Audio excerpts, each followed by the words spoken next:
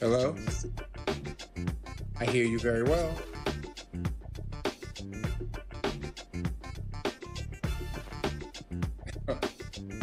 Thank you.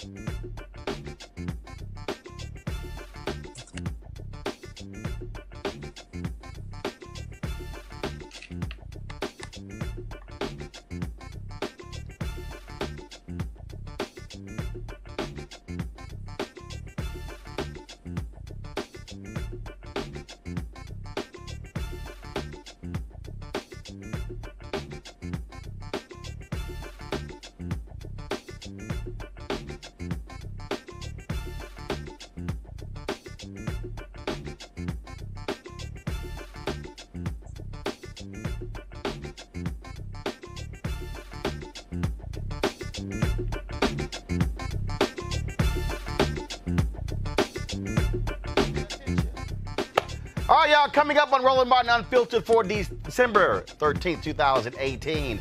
A man from Delaware who was wrongly convicted of rape spent 39 years in prison. Folks, he got out today. Wait until you see his first steps being free.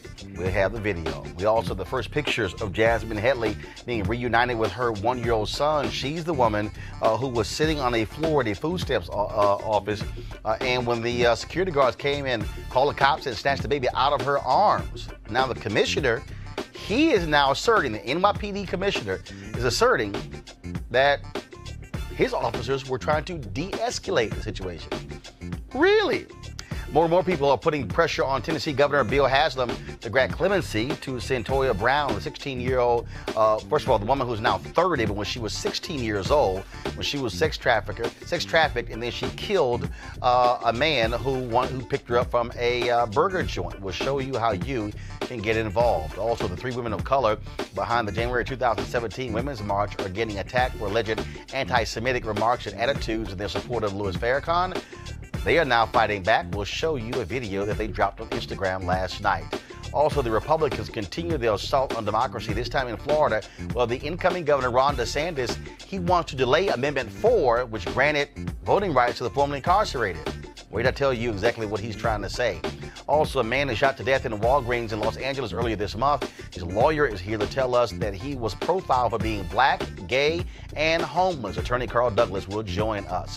And also, a woman wins $1 million for a chicken recipe. Y'all remember this? She was on Oprah show a long time ago. Well, social media went and dug up that clip of Oprah. Not really so excited about how that meal tasted. Well, guess what? Oprah is actually responding herself to them digging that video up. We'll show the response. Well, it's time to bring the funk on Roland Martin Unfiltered. Let's go. He's got it. Whatever the biz, he's on it. Whatever it is, he's got the scoop, the fact, the find. And when it breaks, he's right on time and it's rolling. Best believe he's knowing. They're down from sports to news to politics. With entertainment just for kicks, he's rolling. It's on go, y'all. It's Roland Martin, rolling with Roland now. He's funky, he's fresh, he's real, the best, you know he's Roland Martin now.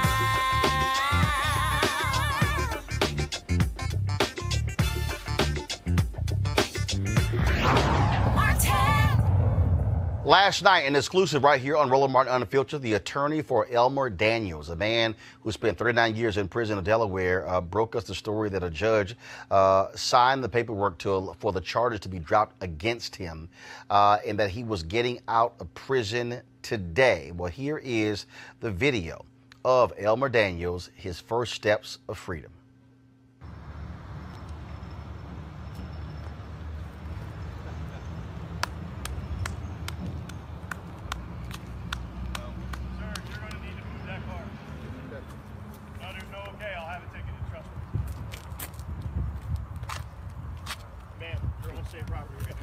All right. Good job. Excuse us. Good job, man. Congratulations. Free man.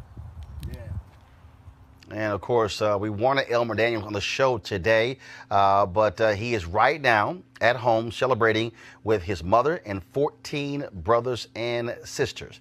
As we said, he spent 39 years in prison, and he was convicted. That the judge was white, the jury was white, his attorney was white, prosecutors were white. But there were issues with one of the expert witnesses, and it was his attorneys who were able to get the right information presented to the judge, and those charges were indeed dropped. And so he walked out of prison today after 39 years. And he previously was granted an option to plead to a lower to a lower charge and to have his time reduced. He said, "Look, I did not commit this rape." And as a result, he, of course, released from prison. And so we hope to have him on soon. And so to Elmer Daniels, I'm sure it's one hell of a party at the Daniels home as their son, their brother, is now home after 39 years in prison, convicted when he was 18 years old. And let's go to the story coming out of New York, of course. You remember, of course, the video of Jasmine Headley. She was the black woman who was in a food stamps office.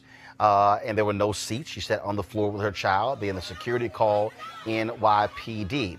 Now, the cops union in New York claims the officers were trying to step in to stop a dispute between the mom and the peace officers assigned by the New York Human Resources Administration to provide security at that office. I can't actually tell that was happening. The NYPD commissioner has also said that he has seen body cam video, and they were actually trying that.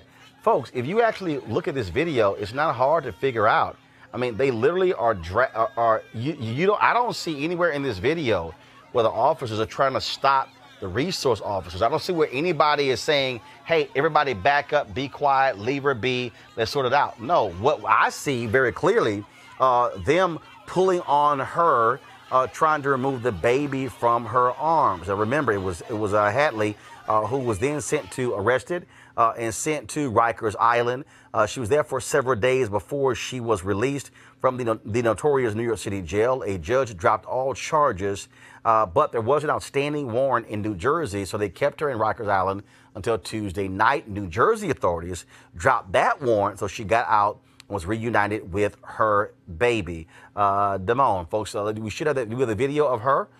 So this was, of course, a photo, her being reunited of course, with her child there. And so, again, talk about unbelievable. But again, you hear these cops talking about de-escalating the situation, but did you actually see that? Joining us right now is DeLacy Davis, Black Cops Against Police Brutality. DeLacy, when you hear the commissioner saying, "Oh no, my officers are trying to de-escalate," I'm sorry, I'm watching the video trying to see where was the de-escalation. Well, you're right, Roland. What happens is incredulous that the commissioner would make such a statement, and that is part and parcel of the problem, as you and I have talked about this in the past, and that is that law enforcement is tone deaf, and law enforcement has a mindset that says, because we're the police, what we tell you, you should believe, and don't believe your lying eyes. And that started with Rodney King, and it has continued. In de-escalation, what you may have seen was someone sitting on the floor with Miss Headley and talking to her in a very calm and respectful voice while she sat there on the floor with her baby. That was not de-escalation. That was law enforcement escalating their behavior. And obviously you have the police, and they're trying to say, you know what, trying to protect their own. But here's the issue. I've seen countless videos, and I'm telling you right now, rarely have I seen a video where an officer involving somebody black is de-escalating a situation. Yeah, we haven't seen a lot of video around it, and I imagine that it happens some places, but it's not happening as frequently as we see the aggression and the escalation. And I believe, there was an ACLU report some 10 years ago that talked about police violence and use of force. And it said the attitude of the police officer on the street was a reflection of the leadership at the top. And this is what we see when the commissioner gives you a pass and says they were de-escalating, and the police union says they were de-escalating. Yet the Brooklyn district attorney, who is the highest law enforcement officer in that area, Eric Gonzalez, says that it was horrific, the violence that he saw. The judge, Craig Walker from Brooklyn, says it was a horrific arrest. And New Jersey courts, even I think from a sympathetic point of view, they actually dismissed the warrant, gave her a fine and community service. So everyone who's supposed to be in this continuum in terms of law enforcement, some people are synthesized to it, while law enforcement is saying and taking a hard line as though there's a need to be tough on crime with a 23-year-old holding a baby sitting on the floor. They just don't get it, and it's coming through in what they're saying. And so if you are, when it comes to this woman here, what should she do next? Do you believe that she'll be suing this police department? And what should Mayor Bill de Blasio be saying to his police commissioner? Well, I think that he should be saying to his police commissioner that we have to change that narrative. That's just not acceptable. It's not service. It is not the CPR that we saw in some of the vehicles in NYPD. It's not courteous. It's not professional, and it's not respectful. So it goes against even their mantra about what they articulate they believe. I think if I were the mayor, I'd say to him, you've got to tell the truth about what you're looking at. That is not de-escalation. You're actually endangering the child because she's holding on to the child as any mother would, and you have officers attempting to rip the child out of her arms. So if anyone's endangering the welfare of the child, it is the officers. And then there's an officer that pulled out a taser. So what do you think happens when you shoot a taser with 50,000 volts of electricity into the mother holding the baby? What do you think? And what happens if you miss the mother and hit the baby? So it's just it's a failure on every level, from a community policing failure, from a community relations failure to a policing failure. The social reality is that she was not a threat to anyone sitting on the floor. And if you believe that there was a problem, then there was a need to sit, talk with her, and try to talk her into a chair, even bring a chair over to her. I'd be curious to know, was the place crowded? Was it overcrowded? Was there no place to sit? Was she just frustrated with being there in terms of service delivery? And again, that is not providing service to her as a client in the public. All right, DeLacy Davis, we appreciate it. Thank you so very much. Thank you, Roland. All right, and folks, for the people who are watching us on Periscope shortly, the show will be going away on Periscope. You need to go watch the rest of our show on YouTube. So go to youtube.com/Roland S. Martin, youtube.com/Roland S. Martin for the folks who are watching on Periscope. Now let's talk about Cyntoia Brown. Of course, the woman who is 30 years old, yet it was 14 years ago when she was sold into sex slavery, killed her captor. She is now being forced to serve 51 years in prison for being eligible for parole. Now, Tennessee Governor Bill Haslam leaves office in early January. Pressure is mounting on him to provide clemency and release her from prison. Now, folks like Kerry Washington, Cornell Brooks, former head of the NAACP, Common, Meek Mill, and Congresswoman-elect Ayanna Pressley, all voicing their support on social media for Cyntoia Brown, also Viola Davis. Now, MoveOn.org has a handy script for people to use when calling Governor Bill Haslam of Tennessee. They have the number, which is 615-741-2001. Here's some key parts of that particular script. Be polite and calm. While we might be angry, we need to send a consistent message that can't be twisted to discredit us. Cyntoia Brown has been in prison since she was 16 years old, and no young person should be punished for being a victim of abuse and trauma. Governor Bill Haslam cannot wait any longer. Cyntoia's freedom matters. The governor's leadership is important, and Cyntoia is counting on him to do the right thing now. Will the governor support the immediate release of Cyntoia Brown? Again, the number to call is 615-741-2001. I want to go to our panel right now. Joining me, of course, is Alan Bolden. It's A. Scott, ladies and gentlemen. First of all, he goes by A. Scott Bolden. I ran at one of it was a guy who played with him. He said, who does Scott think he is? Going by A. Scott Bolden. He said we were in college. His name was Alan Bolden, but now all of a sudden he becomes a law partner. Now it's A. Scott Bolden. And you've got to honor and respect that. And if he was an old black preacher, it'd be A.S. Bolden. That's right. That's right. But standing for A.S. So joining us on the show is attorney Alan Bolden, Oh, God. former head of the D.C. Democratic Party. Also, of course, my frat brother, Dr. Greg Carr, chair of Afro-American Studies Department at Howard University, and Eugene Craig, CEO of the Eugene Craig Organization out of Maryland. Call me East Sloan Craig. I'll start with you, Scott. Yeah. Call you what? East Sloan Craig. East Sloan Craig. Yes. So I'll start with you, Alan. I don't answer to Alan. Yeah, but if your wife call you, if Erica call you Alan, you gonna answer to it. Yeah, I thought so. Let's start with this. So first of all, the federal appeals has been filed in the case of Cyntoia Brown, and they were confused. The judges were totally confused about the sentencing in Tennessee. So they asked the state Supreme Court, like, can y'all sort this thing out for us? We can figure out what's going on here. That's why the Supreme Court rendered this decision that she has to serve 51 years because it's confusing. You also have, of course, the Supreme Court ruling when it came to juveniles being granted life sentences. And so all of this is being factored into the case of Cyntoia Brown. Yeah, so you have two competing statutes. You know, normally in a habeas corpus proceeding, when you're incarcerated, you've been convicted, you bring the body before the court and you ask the court to release the body. That's the individual. Here, once you get done with the state, then you do the same thing at the federal level. And so what normally happens is the statutes are not competing with one another. One says you got to serve 60% of a 60-year sentence of a life sentence, and the other one says that there's no eligibility for parole, and you've got the Supreme Court decision that says it's inhumane treatment and cruel and unusual punishment to convict a juvenile and not let them have any opportunity for parole. So what the Sixth Circuit has said, they sent it back to the highest court in the land and said, you ought to tell me about these two statutes, reconcile them, and tell me whether she's eligible for parole or not. Because if she isn't, I'm going to find the sentencing unconstitutional, which is what her lawyers are trying to do. And if she is eligible for parole after 60% of her life sentence, then it's irrelevant, and so she gets a parole hearing in probably another 50 years. Remember, the Supreme Court decision came down in 2012.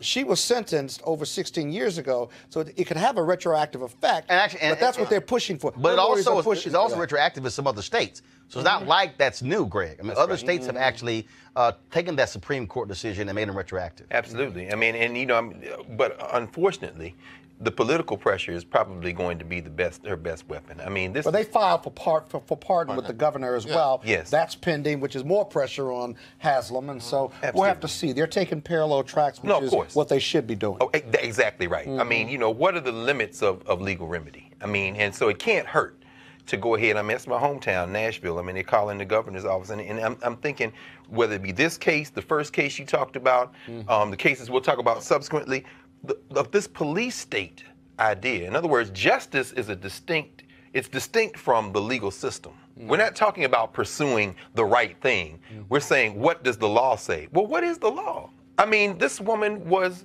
enslaved. I mean, and now, of course, years from now, they'll celebrate her resistance, but that doesn't do her any good. Eugene, of course, the prosecutors are trying to say that this was premeditated. They're saying that she had the intent to rob him. Let's just even take what they're saying. Okay, let's say this is a student. Let's say this is a young woman who's a student, and she's going to school. And then she makes a decision to rob somebody, okay? So you're factoring in how that person's growing up. Okay, this is somebody who was forced into prostitution. Yep. 16 years old. Then this guy picks her up from a drive-in burger joint and then takes her home. Yep. Right? This is not a normal situation. This is not somebody who is thinking in their right mind or whatever the heck. This is somebody who literally is living under duress. And so to act as if this is just somehow, look, it's no big deal. Sure, she was prostituting. Sure, she was being involved in sex trafficking. Sure, she was being held against her will, but she shouldn't have shot and killed a guy. Yeah, if I can impress my lawyer friend here, I'm not a lawyer, but if I... Did you play one on TV? If I play one on TV. if the facts, as Roland presented them, I believe her mens rea, should have been an out for her in this particular case because she was held against her will. There's no way. I mean, as a minor that's being sex trafficked, I mean, it's blatant fact that the reason that these two individuals were together was because he was planning to have sex with her. Mm-hmm. He was planning to have sex with a minor. That's the first. That should have been the focus of the police there. Yeah, but that doesn't absolve her from the violent act but it's she's committed. Let me tell you something. As a conservative, as a libertarian, and Monday, I called out the NRA and all the gun rights groups that that push the narrative that hey, women need to carry to protect themselves from this particular situation and are quiet on this. Senator-elect Marsha Blackburn from Tennessee should be leading the charge on this. Oh, we know that's not going to happen. We know it's not going to happen. But she should be leading the charge on that. At the trial level, they argued that, she had alcohol syndrome from when she was born, one, and she had these other stress factors. Presumably, the trial court considered it, and it really didn't matter. So the real issue to focus on is this sentencing. Mm-hmm. If she was a first offender, right? Yeah. Mm-hmm. Why is she getting a life sentence as a juvenile and being tried as an adult for a murder? I'm not excusing the murder, but what I am excusing is as a juvenile, after 10, 20 years, you're a different person, and that's what the Supreme Court recognized. Well, I mean, and you see as well, talk about parallel tracks in the broader sense of these social campaigns, human trafficking, slavery. This is the biggest issue in terms of who makes up these people who are enslaved. Absolutely. Here in Washington, D.C., in cities around the country, you have folks who have made this not only a marquee issue, this is a no-brainer for people. These young girls in front of schools, you seeing them now, police. But that's not dispositive as to whether she committed this crime or not. It may be relevant, probative, and material, but the jury considered that and convicted her. I'm not thinking about this in the legal sense. I'm thinking about it in the social and political sense, particularly as we're now prevailing upon the governor do the right thing. He has the power of departing. He should just exercise that, particularly on his way out the door. I think I will say this. The conservatives like him will denounce him for doing so. Well, I'll say I hope not. You're libertarian. He may be a libertarian, but they will denounce him for exercising that power. I agree. I am of the belief that I believe Governor Haslam probably is going to pardon on the way out. I don't think he would be. You think so? I don't think he would be. You're just guessing now. I am guessing. Well, no. One second. We do have some precedent here. There was a similar case in July where a woman was sentenced. She was supposed to serve 25 years in prison, and the governor did grant clemency. Yeah, and also I don't think he'll be necessarily teasing it. He has from a pure political standpoint, he gains nothing by just teasing it on his way out. What he's looking at, every lame duck, executive. Well, he may run again down the line. He's done it once already. I think that works against us. Against us. He may not do it twice. I am leaning towards he's probably going to give it a pardon. Well, here's a piece. We'll know about January 19th. We will. What his decision is. All right, folks. Speaking of January 19th, organizers of the Women's March plan on having, of course, their next march taking place on the 19th or the 20th. And, of course, they're going to make Cyntoia Brown's case a central part of the day's demonstrations. But they've been having significant drama in the Women's March organization dealing with their leadership, Tamika Mallory, Linda Sarsour, Carmen Perez, and also Bob Bland. Of course, they have been under fire from people for a variety of reasons. Some saying that accusing them of anti-Semitism, others saying that they're not handling finances correctly. There are others who are saying that they're getting too much of the attention and too much of the credit, and where others should be. And of course, you have some folks who were founders even calling for all of them to step down from leadership. Well, last night, Tamika, Linda, and Carmen dropped this video on Instagram speaking directly to their critics. Over the last few weeks, we've been spending a lot of time in the midst of planning a march, trying to answer questions and concerns of individuals, of reporters and others about who we really are, about what we've done. And there have been accusations against us, things that have been very troubling, things that do not represent who we truly are. And so instead of us, spending time going back and forth one-on-one with everybody and wasting a lot of time, we want to have a public conversation with 3 individuals specifically, and that is Vanessa Rubel, who was one of the first people to bring us into the Women's March, Evie Harmon, who we met when we first got here, and Mercy Morganfield from Washington, D.C., who came later. These 3 women have lied on us. No doubt they have lied on us, and we want to have these conversations in public, not behind closed doors, but in public. Now, here's a piece. Shades of culture. I am more than happy. We say, Roland. I'm more than happy to moderate this conversation on to have it in public because it really has been going on for the past year.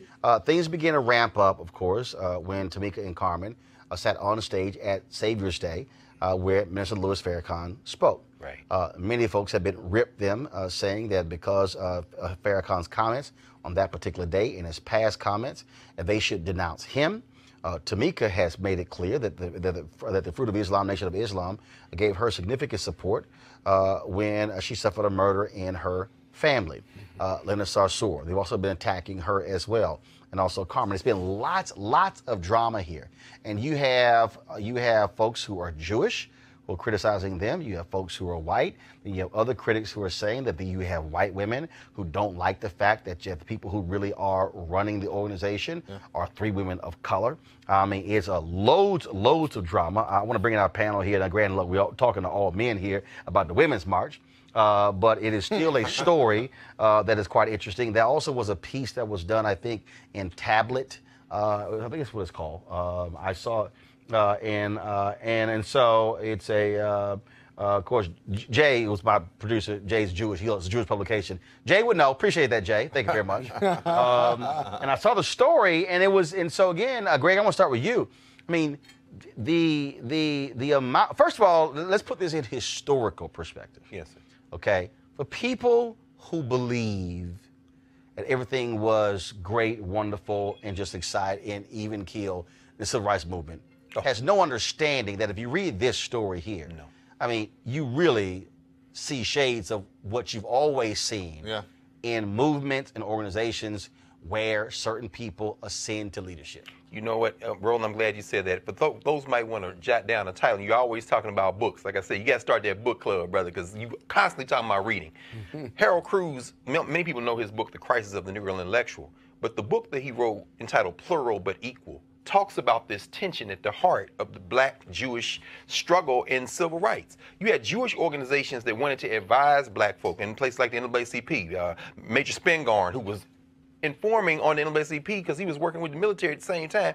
They want to advise black people on what to do, and at the same time, they were telling Jewish organizations something different. In other words, everybody want to intervene and tell black folks how to struggle, but they don't want black folks to participate in that conversation for themselves or for their organizations. So that thread comes through the 60s. You see it in the Student Nonviolent Coordinating Committee. You see a split in SNCC. Many SNCC folks who are still alive, still very sensitive about that. You see it in the Jesse Jackson campaign, the so-called Hymietown remark. You see it with Martin Luther King. You see, so in other words, this is nothing new. Farrakhan, this whole notion of anti-Semitism is utterly absurd. Why do I say that? What is a Semite? The Arabs are Semites. These are Semitic people. If you're talking about Sephardic Jews, Ashkenazim Jews, European Jewry, we don't want to put too fine a point on this, but what we're really talking about is a very important and heavy political lobby, not only in this country, but worldwide. We see what happened with Mark Hill at the UN a couple of weeks ago. trying to bring pressure to bear and telling people you can't struggle on your own terms. In other words, you have to do it the way we want you to do it, and if you don't do it the way we want you to do it, we are going to take over. And much respect to these sisters, particularly Sister Tamika, because there's so much pressure on them. So even if you take the issue that exists between folks who are criticizing them, who are Jewish, and saying that they should be condemning fair conflict, anti-Semitic, you also have the attacks on them in terms of organizational. Yes. Again, I look at large organizations. I mean, look, during the Black Freedom Movement, Thurgood Marshall was highly critical of Dr. Martin Luther King Jr. He said, oh, Martin goes out here, give these speeches, and all he does is leave us with the damn legal bills. Okay? No, that actually happened. True. Then of course, you had Adam Clayton Powell, who could not stand Dr. King. That's right. And could not stand other civil rights leaders because he felt he was he was the one who was moving legislation on Capitol Hill, that he was the preeminent civil rights leader. Then, of course, you also had the friction. Of course, SNCC and SNCC people calling the king, here come DeLord. Yeah. Calling him DeLord. Yeah. Okay, that was a nickname for him. So you had all of these things that were going on that were happening. And so people need to understand it's not a shock that you would have people complaining, saying, oh, Tamika, Carmen, Linda, y'all, and Bob, y'all getting all the credit when it's these chappers out here who are doing all the work. If you read Today is the Birthday of Ella Baker. How about if that? you read Barbara Ransby's book on Ella Baker. Yes, sir. Ella Baker Yes. had tension between her and Dr. King. Because Dr. King believed it was pulpit to pew. She felt it was pew to pulpit. And she wouldn't let King or any other organization at those young people. That's why they worshiped her with SNCC. Right. So that was a meeting at the president's house at Shaw University between the president, Y.T. Walker, and Dr. King. She busted into the meeting like, no, I ain't going to let y'all take this over because SCLC gave the initial funding for the conference at Shaw. And so it's not a shock to me, Eugene, to see people complaining about certain individuals getting all the credit and the glory, being named Glamour Women of the Year, being on Essence magazine covers. People saying, well, how dare y'all get all of this? You've always seen that in large organizations. Yeah, I mean, and the thing is this: the criticism of these ladies, it may have now reached new heights, but it's not new. I mean, I remember on our previous show, we had Janae, who was very heavily involved with the Women's March, come in and give us a lot of the backstory about what was going on, and a lot of the white women were being very critical of Tamika and Carmen at that time. Largely.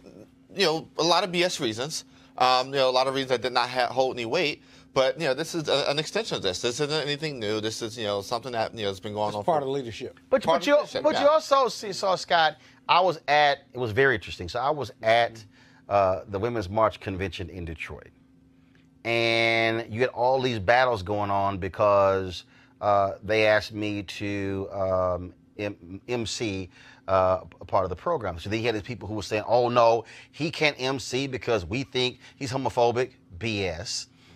And then the three of them were like, what the hell are y'all talking about? Roland's been a huge supporter of everything that we have done in terms of amplifying our voices and that of women. And so what you have here is you have in the Women's March, you got all these folks, all these competing interests. And then one of the probably the most well-attended session there was really this discussion when it came to the issue of white women and the movement. And you had all this sort of stuff like that. Like I had some people. Matter of fact, it was such a trip because when I was on stage, again, talk about how white women operate. So I was on stage and I said, if you told me, if 3,000 women are gathered, that's a place I want to be. And so, two white women come up to me at the end and say, oh my God, that was sexist. You were objectified. I was like, what the hell y'all talking about? You violated the Me Too movement. And they tried, but his was a trip. Wow. So these two white women tried to jam me up. But these black women who were waiting to get a photo like, oh, hell no, y'all going with that bullshit. Right. They were like, no. So it was a trip. So you had these black women who were checking these white women like, no. Who the hell y'all think y'all talking to? Y'all ain't going to diss Roland, who has had our back this whole time. Very much so. And again, and I'm looking at two white women, and I literally was like, okay, I ain't got time for y'all. Because again, I'm like, y'all full of it. Yes. Nobody else in the room was sitting there going, oh my God, I'm sitting here with Rosa Clemente and the rest of them. But it was these two white women who were sort of like, okay, why is this man speaking as if you can't have male supporters of the Women's March? And so it's a whole lot of stuff. There's a lot of stuff that's going on here that goes beyond this criticism of Linda, Tamika, and Carmen over Farrakhan. Yeah, we need to exhale a little bit. Everybody just needs to exhale, maybe hire a mediator. I mean, the reality is this. You've got multiplicity of women and interests and issues in the Women's March, and with that is a not a cesspool, but a pool of varied interests that are not consistent with one another. And managing those inconsistencies and putting all those issues into one pot to make changes for women across the board, I just think inherent in the mixture is going to be a challenge. And Greg, look, we also have to deal, and again, this is where I think for a lot of people, and this is why that session was so important in Detroit, there are a lot of white women who have no clue about history. Yep. When you have some of the foremost women leaders of the suffrage movement, Right. who are racist. Come on. Yeah. Who are flat out Come on, racist. brothers. Come on. Who made it clear. Who don't realize they are. They know they are.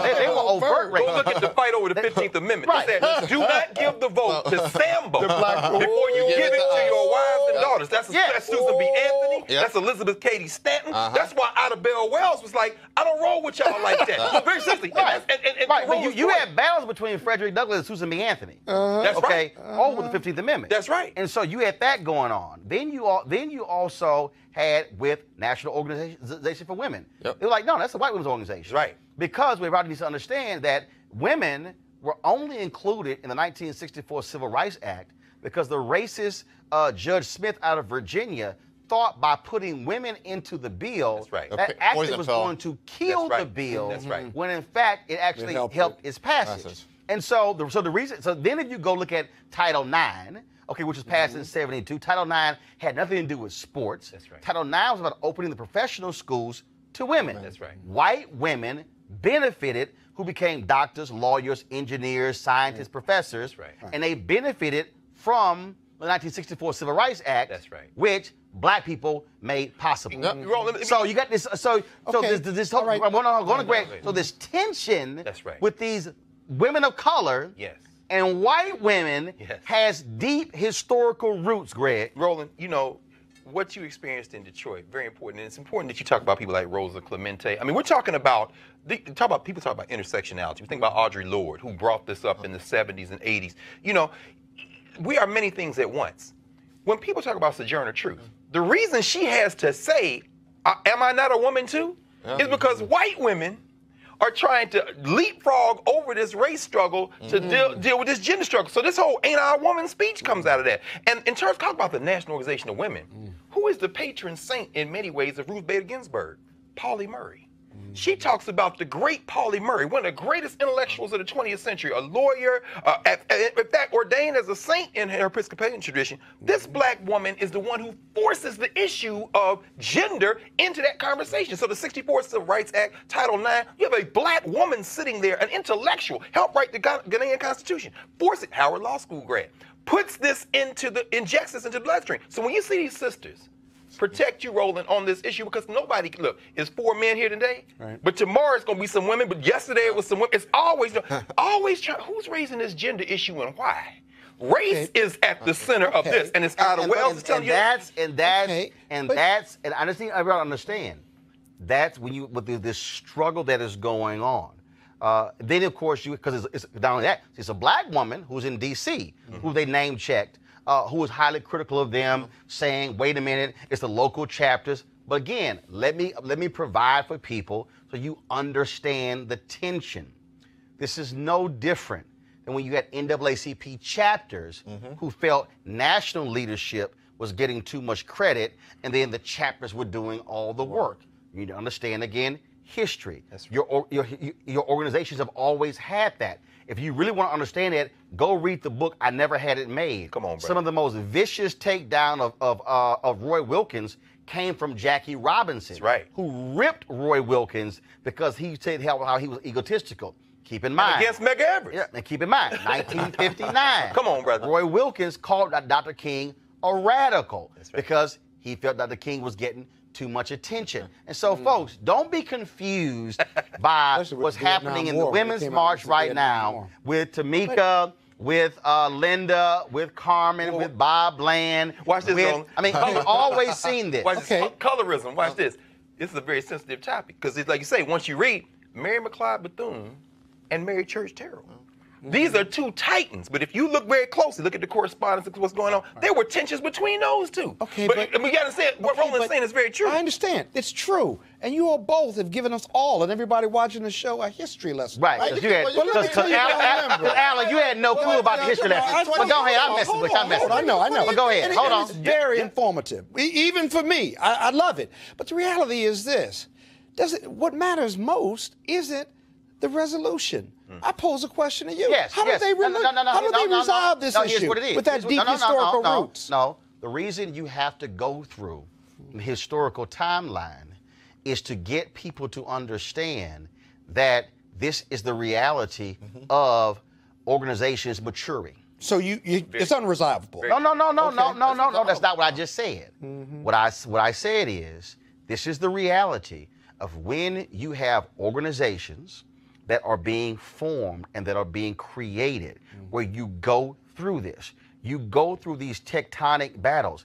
People forget W.E.B. Du Bois has significant battles with the NAACP when he led the Crisis magazine over what he was writing and reporting over what they wanted. And so you always had that. I think what Tamika is saying in that video is, okay, versus y'all talking over here, and versus y'all talking over here, and versus a couple telling the tablet, versus this sister in D.C. She's like, no. Have a public conversation. Because see, when you put folks in a public conversation, then now you're accountable, and now you can't hide behind quotes. You can't hide, and now you are facing your accusers. Well, you know what's and now your different. accusers can also be checked on what they have to say. But Roland, you know what's different? What's different now is, of course, we live in a different age because of technology.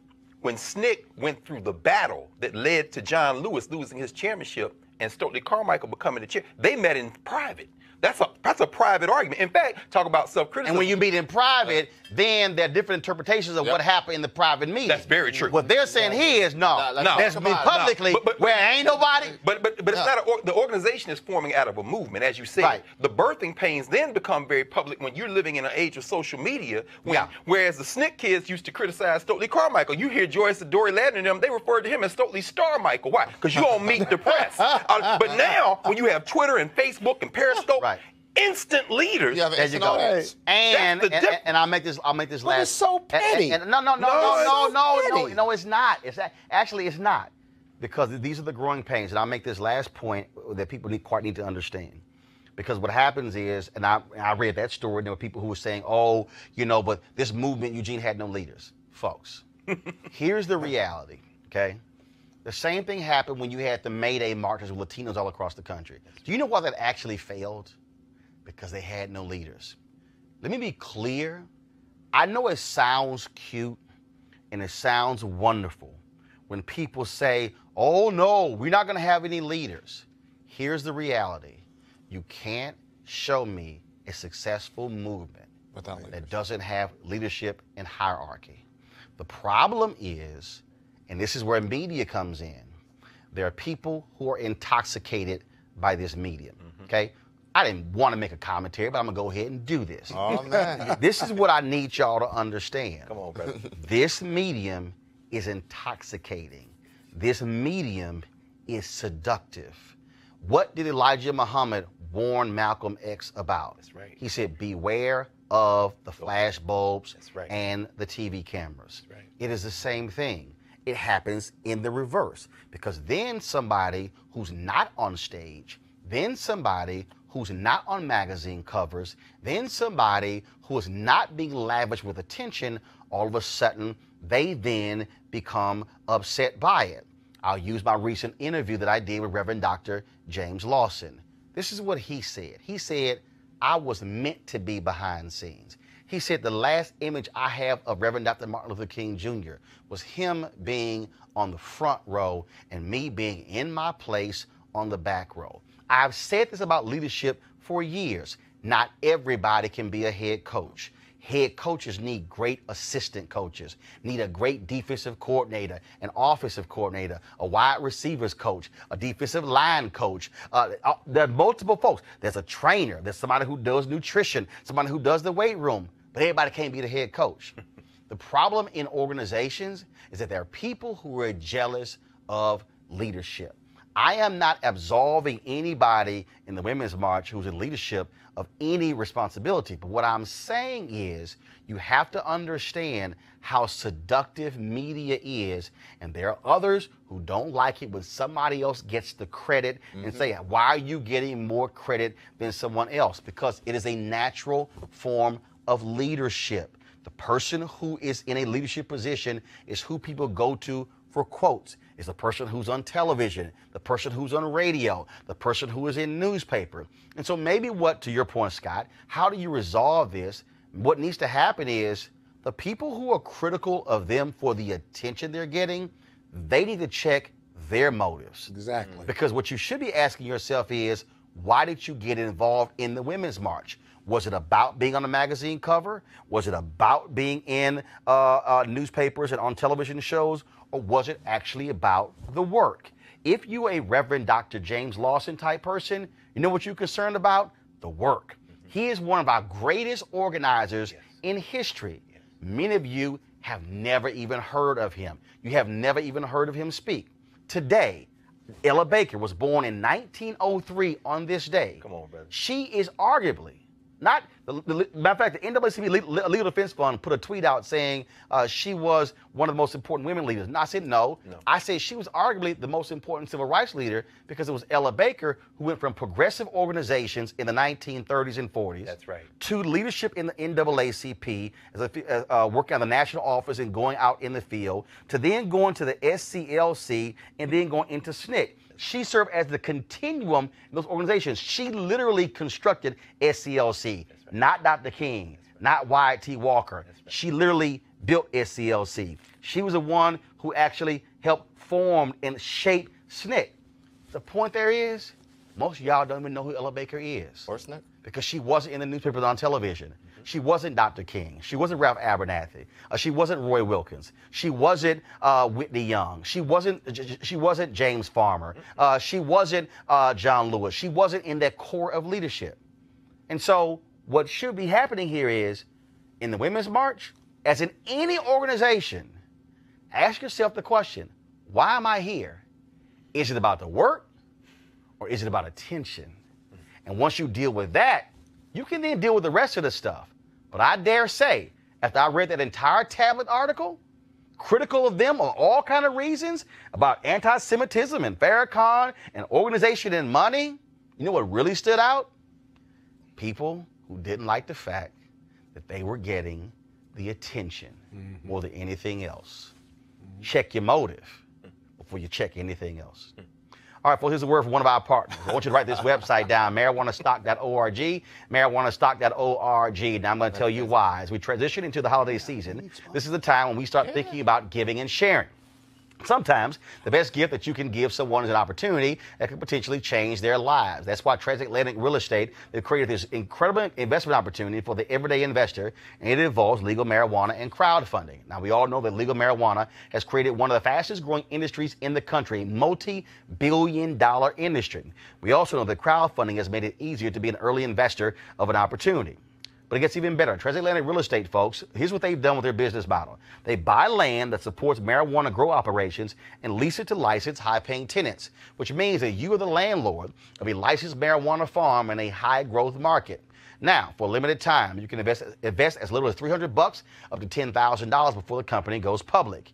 Now, here's some more good news. They've extended their offer, okay, which means you still have time to be involved if you take action now. But here's the deal, though. You must complete and confirm your application to participate. You have to complete the process. Now, a lot of you are going to spend all your money buying gifts of something you're not going to be able to use in a year, but this is an investment that actually could pay off over a number of years, even decades. You could also make this an investment for someone special. Now, all you got to do is go to marijuanastock.org. That's marijuanastock.org to get in the game. Let's talk about what's happening in Los Angeles, folks. Jonathan Hart, 21 years old, shopping in a Walgreens in Hollywood on December 2nd. 8:10 p.m., shot dead by a security guard. Now, the original claim was that he was shoplifting, but he wasn't. His attorney, Carl Douglas, says he was targeted because he was black, gay, and homeless.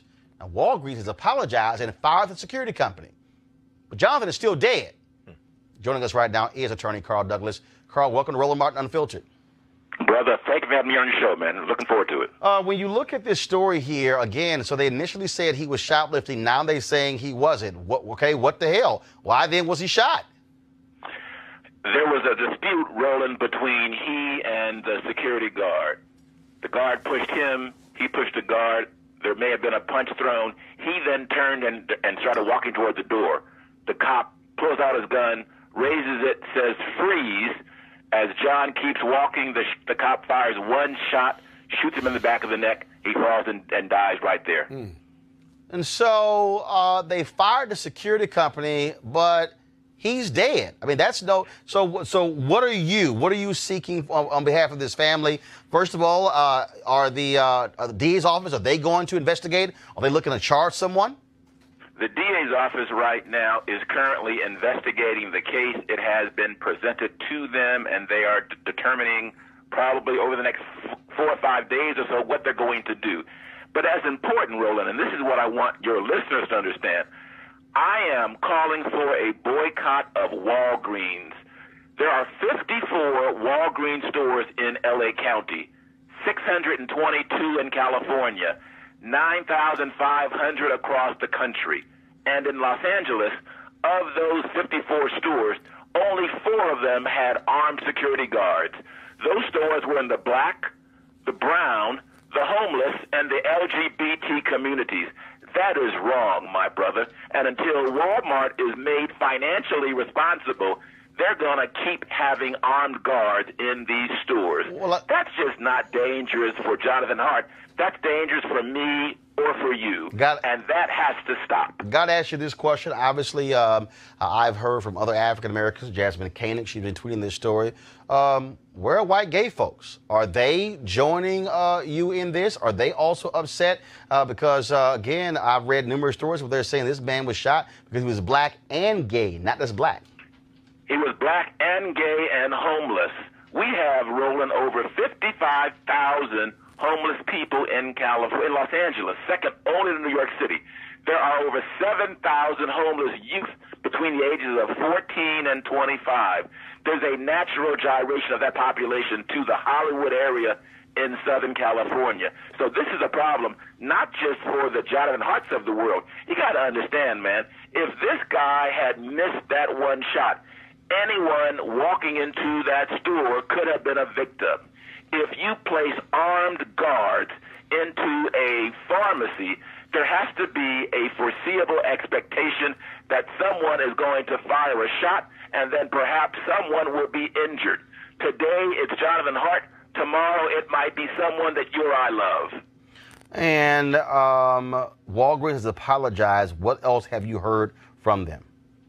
Well, they've apologized, but you got to understand, Walgreens is the largest retail pharmacy company in the world. They generated $118 billion with a B in revenue last year, $117 billion the year before. So only if there is an economic incentive will they ever make things safer for their customers. There was a cost-benefit analysis by someone in the executive ranks of Walgreens. There's a problem with shoplifting. What can we do to protect our money and reduce that loss. One thing they could do was to add cameras and add monitors. This store was a very high-tech store. There are cameras and monitors everywhere. The other thing they chose to do in only select stores was to insert an armed guard. Not just a guard with a taser. This guy had a taser as well, but not only a taser, but with a handgun. And when you do that in the black, brown, and homeless communities, you are asking for trouble. So we're calling on a boycott to pressure Walgreens to reconsider this despicable choice.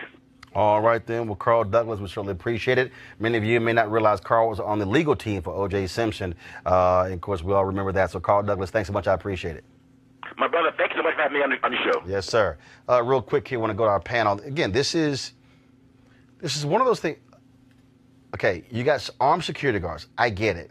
But let's just be clear. It's product. Yeah. It's product. Mm-hmm. It's small products. Yep. I mean, it's not. Ain't that many things in a drugstore that's over $100. That's right. Okay. Mm-hmm. But to shoot and kill somebody because you suspected them, you thought they were shoplifting? Really? Yeah. That doesn't matter who they are. You're going to have an armed guard there. You foresee someone being shot. But the problem is, if there was an altercation or a dispute, this guy's walking out the door with his back to our security guard, and he fires and shoots him in the back of his neck. Who does that? That's illegal anywhere. Yeah, but it's the lawsuit is going to get into Walgreens. It's going to get into the security company, yes, the training, if you will, and what the totality of the circumstances were. But there's deep exposure here. Eugene? It's murder. It's murder.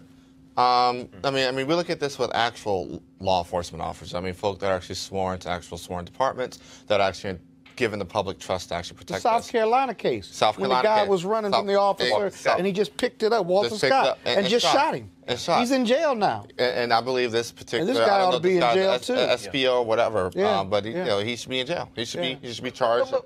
But Greg, this speaks to again how in this country we value property over people.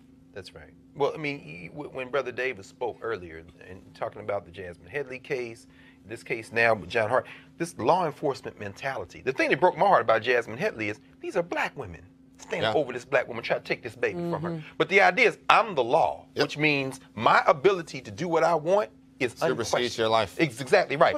And nobody has to tell me stay at a Walgreens. I mean, no, seriously, really.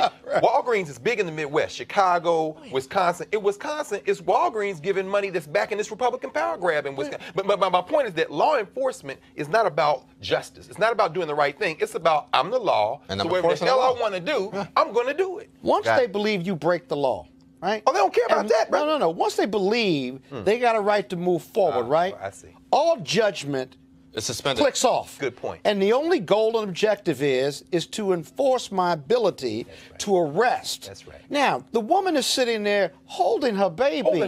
They're creating the craziness around them. Here's the thing in the LA case for me, and this is it's very simple for me. If you can have an armed security guard, the rule should be very clear. Unless someone's life is in danger, unless somebody has come into that store with a weapon or is trying to use something in the store to hurt or harm somebody, you cannot use deadly force. In fact, I don't even believe a security guard should be using a taser. That's right. It is property. I believe security guard's job is to detain. We're talking about the drugstore. And report. This is not somebody coming to the register trying to rob it. Even in malls with thousands of dollars worth of property, most of your malls, at least here in the DMV, Maryland, DC, and Virginia, they have no pursuit policies. So if you're running, they're not going to pursue you. They may catch you down the line via camera and working with the police. But right there in that particular act, they're not going to pursue you, and they're not going to shoot you. See, when you talk about black people, this is what Carl's point is. When you talk about black people, that doesn't even work. Look at what happened over Thanksgiving in Alabama. Yeah. This man is just trying to detain the police. Exactly. He didn't commit the crime. And that's trying to solve it. That's right. He gets shot. And that's exactly right. And that's how. If it wasn't so serious, it would be hilarious. Right. How they shoot black people in this country. again, those security guards, them being fired is one thing. They should be charged and prosecuted. Watch that for what they did. With what they did. So we'll see. We'll be following this case as well. All right, folks. So a little light story here. So just the other day, BuzzFeed decided to unearth this old video of Oprah Winfrey. She had this woman on her show who won $1 million for a chicken recipe. So here was the video, y'all. Here was the video. Yeah. Do you like it? I hope so. Just say yes. No, but no.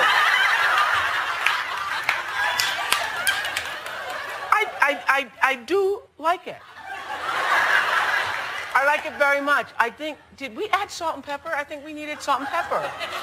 No, there's no salt and pepper in it. But you can add it yourself. I would just like, I think it's delicious is what it really is. This batch. Okay. So no, whoever made this is the good stuff. Yeah, okay, We that's made the it. good stuff. Yeah. Because we made it. I'm just thinking it needed a little, yeah.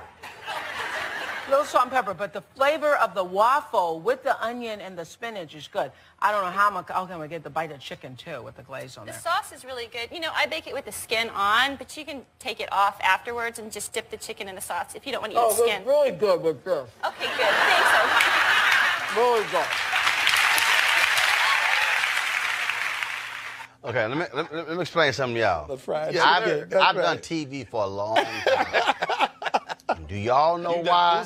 Do y'all know why you will rarely ever see me Actually eat somebody's food on TV? Come on, bro. Because see, I ain't going to be like Oprah. No, sir. I ain't going to lie to your ass. I remember. I'll be like, this bullshit don't taste good. I'm letting y'all know. So this video went all around for the past 2 or 3 days. Oprah decided to actually respond to the video. Press play. Spencer, I don't know whatever made you pull that tape out of the vault, but made me laugh. And here's the deal. This is what I was thinking. I always wanted anybody who came on the show, no matter what they did, to have a good experience.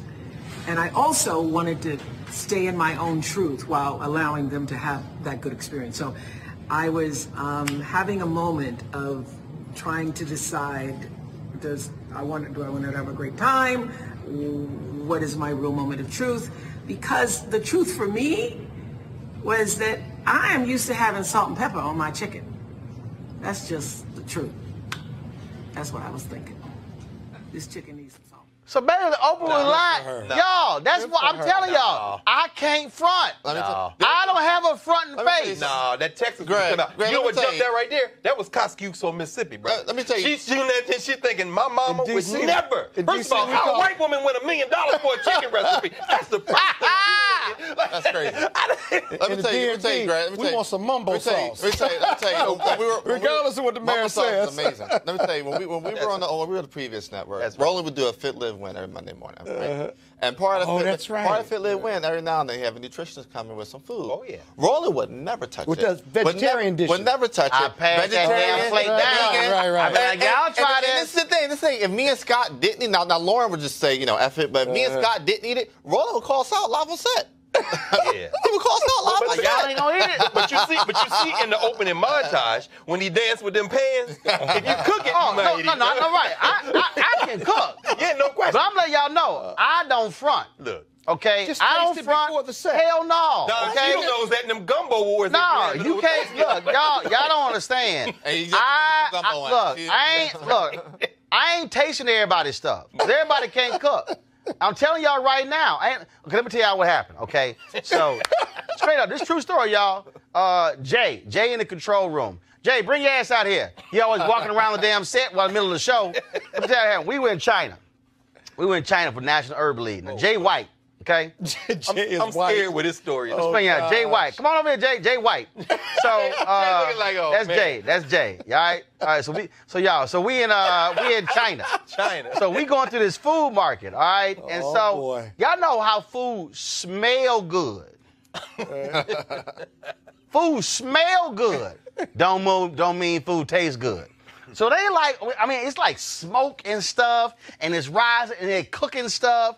And so Jay goes, I'm gonna get this corn on the cob. I was like, you eat that bullshit, I ain't eating it. So Jay goes get this corn on the cob. Where did you go to eat? Huh? No, I'm gonna get to that. Jay got this corn on the cob, y'all, and bit right to it. He's like, yeah, that's not good. And just right in the trash. What was it? Feed?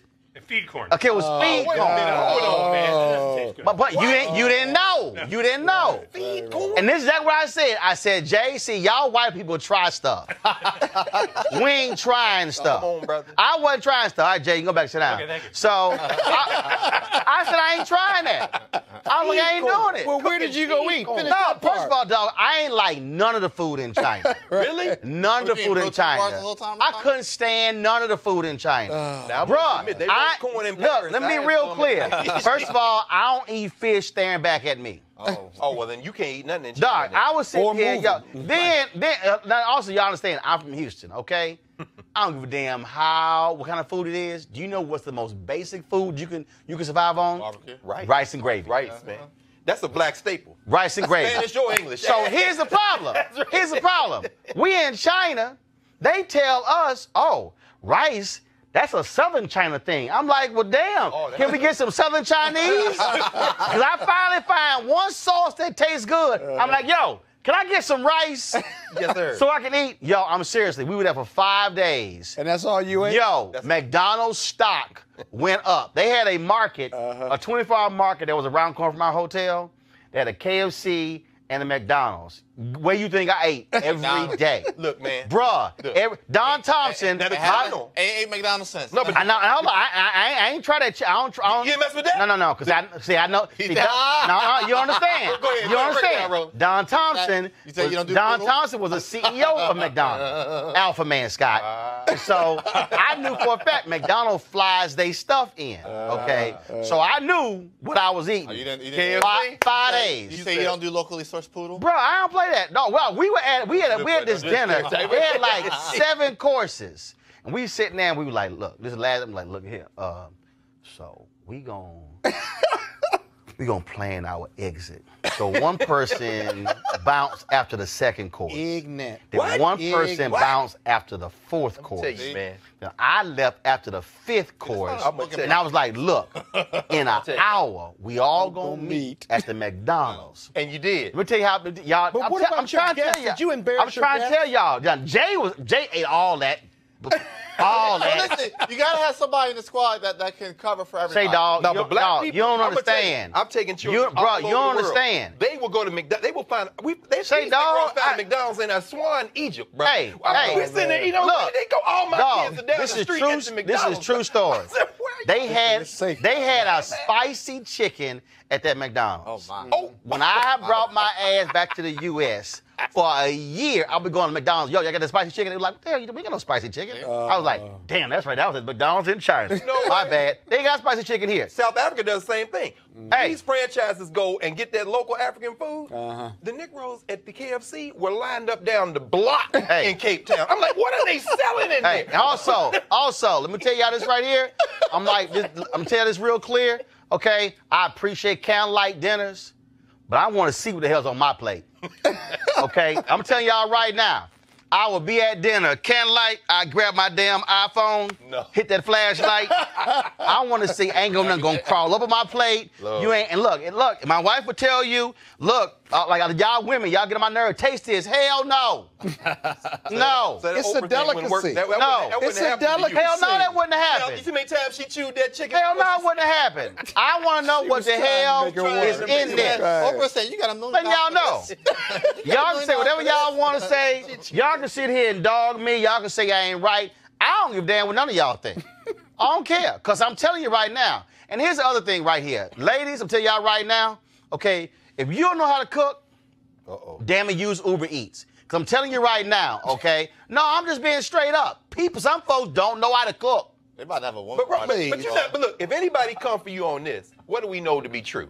If it's one thing about black people don't eat everybody's food. No, we don't. So does everybody know what you're saying? We don't. True, man.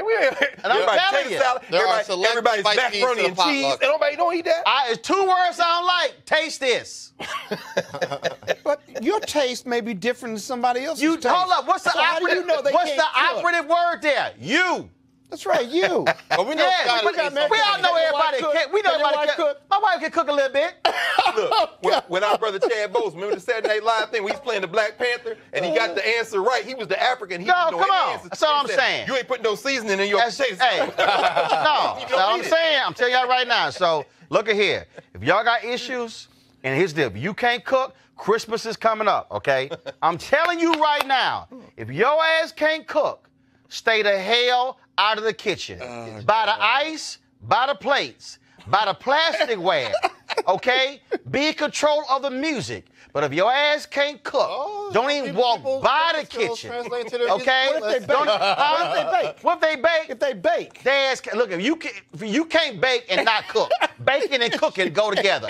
If your ass can bake, your ass can cook. You ain't never met nobody who says, I can bake my ass off, but I can't cook. You know why? Both things happen in the Ladies, I kitchen. want to apologize to you. You can apologize all you want to. Everything he said. You can apologize all you want what to. he didn't say. I want all y'all to know.